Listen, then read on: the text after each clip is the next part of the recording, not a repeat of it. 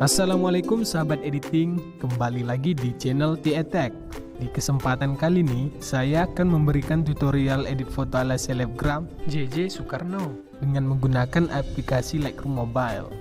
Salah satu contoh foto yang akan kita buat adalah seperti berikut ini. Sebelum kita memulai tutorialnya, diharapkan kepada viewers yang budiman, jangan lupa klik tombol subscribe agar channel ini terus semangat memberikan tutorial editor lainnya.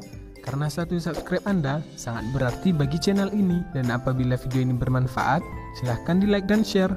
Oke, terima kasih yang sudah subscribe channel ini. Kita langsung saja ke tutorialnya, check this out.